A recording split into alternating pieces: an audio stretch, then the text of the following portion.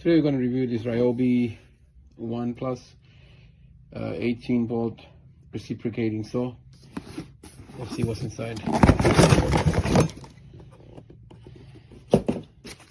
Oh, it's just a tool.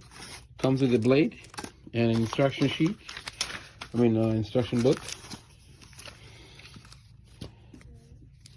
It doesn't come with the battery or charger.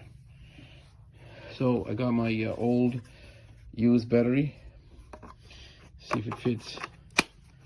This fits. It's lightweight and works. So let's install the battery. I'll put this inside.